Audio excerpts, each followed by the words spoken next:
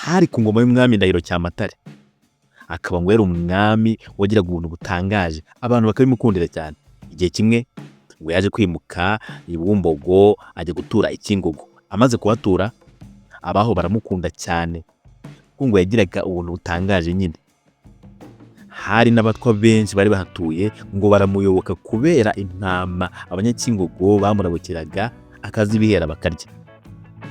Bamaze kwishimira ubwo buntu Ndahiro abagirira, bambuka Nyabarongo bajya kumuratira bene wabo wo mu Nduga bari batuye ku Kivumu cya Mpusha.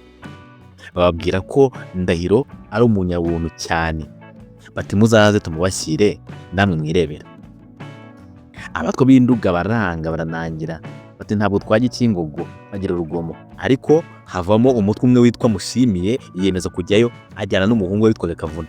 Bageze Kingogo babwira Cyamatare bati dore uyu mutwe mwene wacu n'uyu muhungu we tubagusohoje uzaba duhakire nkatwe.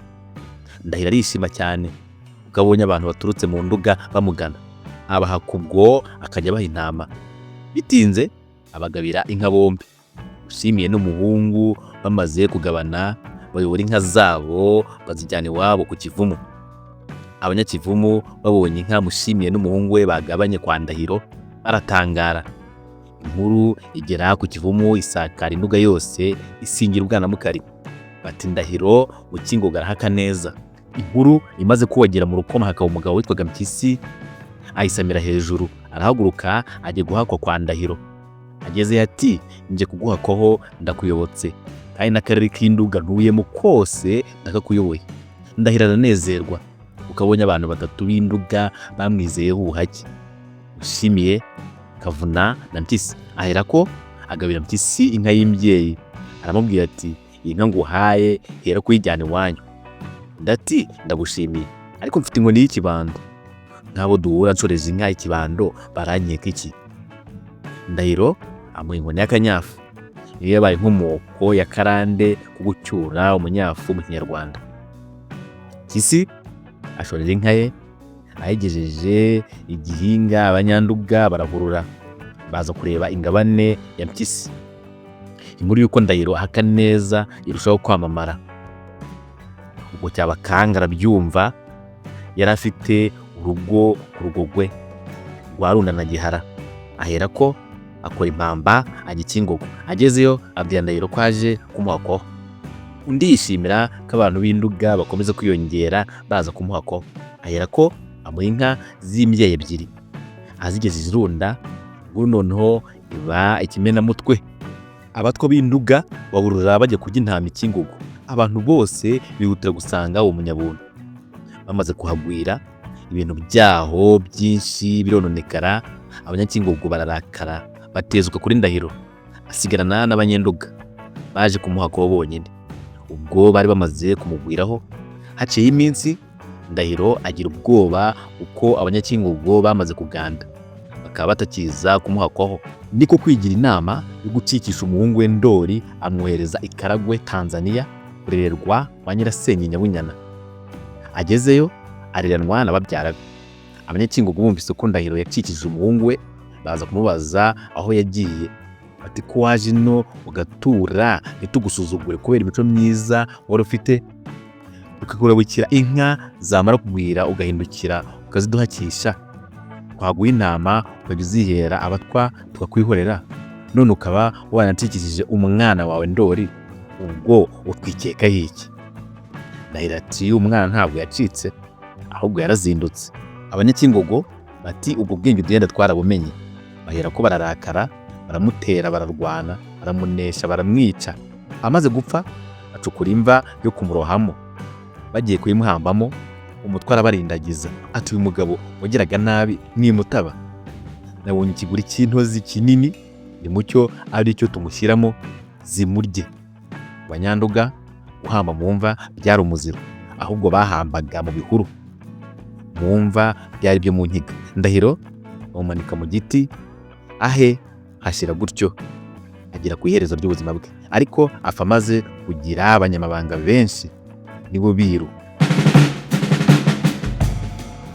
Nyuma y'uko Ndahiro atanze, Induga yose yaje kwibuka uwo bita Amateke w'Umusinga, ariko ngo mu Nduga hacana amapfa haba icyorezo cy'inzara, abanyanduga batangira kwinuba bavuga ko Mateke ari we wateje amapfa mu gihugu. Ubwo Mateke ngo yari afite imfizi y'intama n'ikivumu yateye Imana, byari ibimenyetso by'ubuhinza bwe.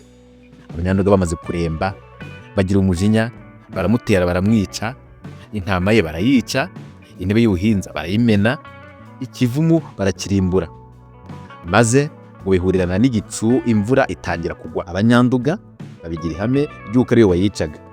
Abatwa baboneraho bati Induga yari ku Ndahiro cyangwa inkomoko ye, ubwo bavugiragamo Ndoli.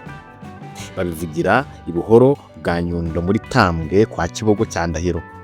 Havamo umwe ati wayimenyesha abagaragu b'ibyegera bya Ndahiro. Ndati iyi nkuru wayibwira Mpande. Ubwo wa mutwe Kavuna ngo yari araho ati sindushye ndashonje. Amuha impamba arahambira ajya kubwira Mpande. Amutekerereza uko Mateke yapfuye, uko ikivumu cye cyaguye, nuko intama ye yapfuye n'intebe ye ikameneka. Mpande arishima cyane ati iyi nkuru wayibwira Mpyisi.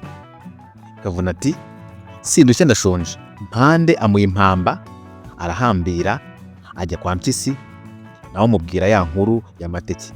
Mpyisi akiyumva nawe ngo arishima cyane, nuko amutuma ku bandi.